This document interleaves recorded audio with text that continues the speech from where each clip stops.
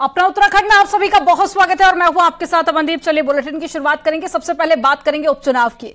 बागेश्वर उपचुनाव के लिए वोटिंग जारी है और उपचुनाव में दोपहर 1 बजे तक 38.67% मतदान हो चुका है। बागेश्वर उपचुनाव में 5 कैंडिडेट मैदान में हैं, जिसमें से बीजेपी प्रत्याशी पार्वती दास हैं, तो वहीं कांग्रेस के बसंत कुमार हैं। शाम 5 बजे तक वोटिंग होगी और लोगों में खासा उत्साह देखा जा रहा है। 1 बजे तक का जो मतदान प्रतिशत है वो 38.64% मतदान हुआ है। लोगों में खासा उत्साह, सुबह से ही लोग लंबी लंबी कतारों में लगकर मतदान करने के लिए पहुंचे और शाम 5 बजे तक वोटिंग होगी और ये जो आंकड़ा है ये अभी और ज्यादा बढ़ सकता है।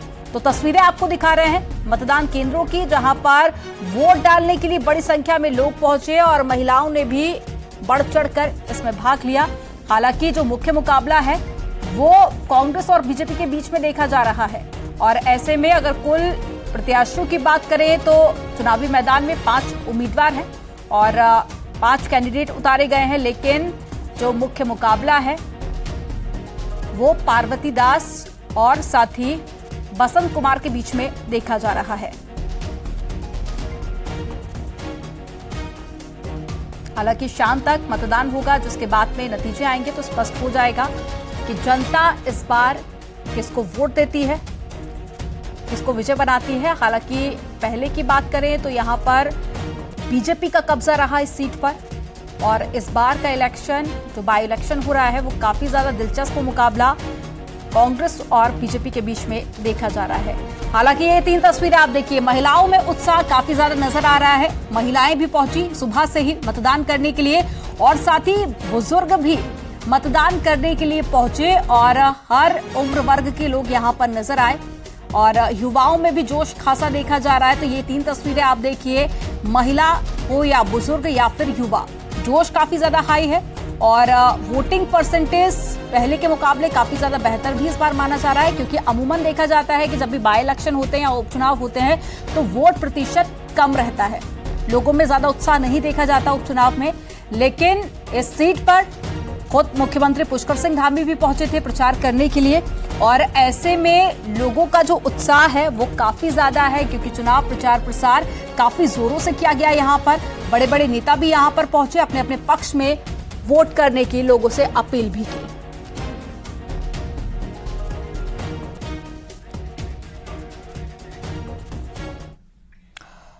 और बीजेपी उम्मीदवार पार्वती दास ने अपना वोट डाला है। पूर्व मंत्री चंदन रामदास के निधन के बाद में बागेश्वर सीट से बीजेपी ने उनकी पत्नी पार्वती दास को उम्मीदवार बनाया।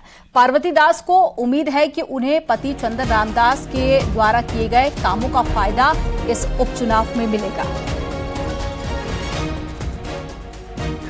हाँ, यही है फिर जो सबसे ज्यादा वोट करे और ये मंत्री जी को श्रद्धांजलि के रूप में होगा।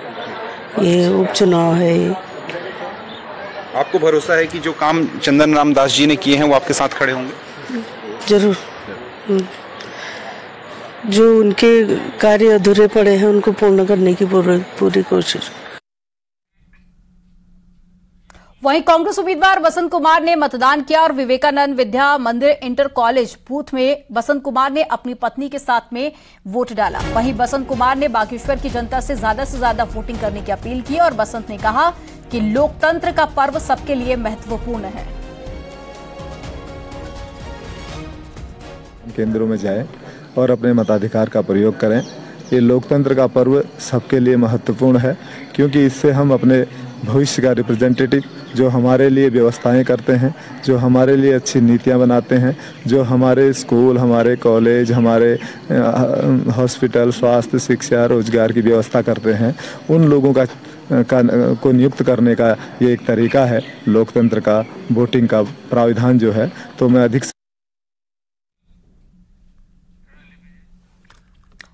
तो कांग्रेस के प्रत्याशी को आप सुन रहे थे, जिन्होंने लोगों से भी अपील की है कि ज्यादा से ज्यादा वोट डालें।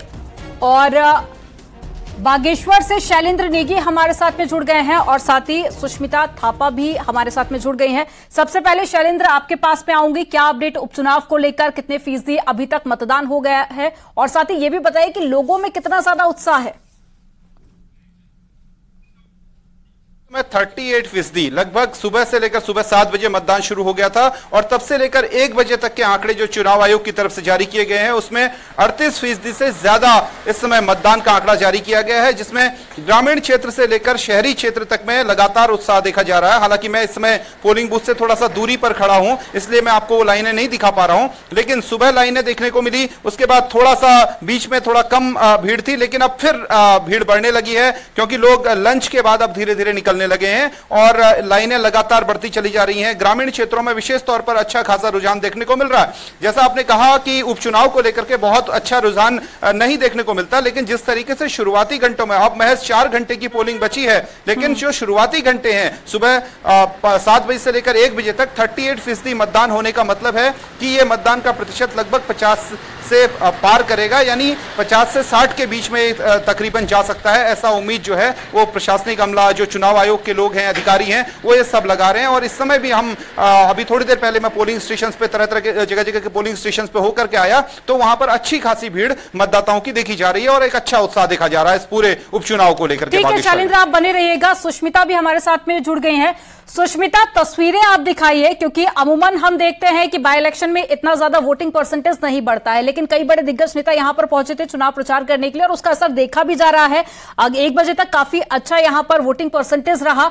अगर लोगों से हो सके तो उनसे भी बातचीत करने की कोशिश कीजिए, आखिर क्या मुद्दे रहेंगे जिस पर वो मतदान करने के लिए पहुंचे। जी, सुबह से ही जो हम देख रहे हैं कि लगातार जो मतदान प्रतिशत है वो बढ़ रहा है, अच्छा रिजल्ट उसमें हमको देखने को मिल सकता है। और साथ ही जो ग्रामीण क्षेत्र, इस वक्त मैं ग्रामीण क्षेत्र में मौजूद हूँ जहाँ पे ग्रामीण को मैं खास उत्साह दिख रहा है। ग्रामीण जो लोग हैं वो सुबह से ही मतदान क्षेत्रों के बाहर बने हुए हैं, अपनी अपनी बारी का वेट कर रहे हैं। और जो लोग नहीं आ पाए उनको खेतों से उनसे बुला करके उनसे वोटिंग का अपील भी कर रहे हैं। यहाँ पे कुछ ग्रामीण मेरे साथ हैं, मैं उनसे पूछना चाहूंगी कि किस तरह का माहौल है और जैसे जो नेता दिग्गज नेता इसमें आए थे तो कितना असर इसका पड़ रहा है जी, क्या मुद्दे आपके रहेंगे इस पर? हमारे मुद्दे देश के क्षेत्र के विकास के मुद्दे हैं, पहले भी यही मुद्दे थे, आज भी यही मुद्दे हैं। इस क्षेत्र में हमारे जैसे ये रोड 18 साल से शेराघाट नहीं पहुंच पाई, कोटपे शेराघाट मोटर मार्ग, हमारी कोटपे ITI जो चलती हुई ITI बंद हुई है, उस पर भी हमारा एक मुद्दा है। चलती हुई ITI को बंद कर दिया गया है।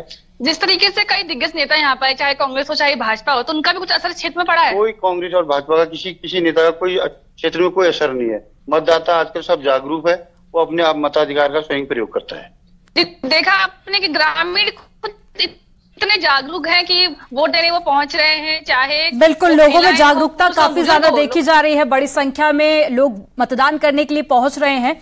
और शैलेंद्र, एक बार फिर से मैं आप ही के पास में लौटूंगी। अगर आपके आसपास कुछ लोग अगर मौजूद हो जो मतदान करने के लिए पहुंचे हैं, जरा उनसे जानने की कोशिश कीजिए कि आखिर क्या मुद्दे रहेंगे जिस पर वो लोग मतदान करने के लिए पहुंचे हैं। और साथ ही जो मुख्य मुकाबला हम कह रहे हैं कि कांग्रेस और बीजेपी के बीच में रहने वाला है, बाकी पार्टियों की तरफ से भी जोर आजमाइश की गई, उनकी तरफ से भी कुछ मुद्दों को लाने की कोशिश की गई, क्या उन मुद्दों का असर दिख रहा है?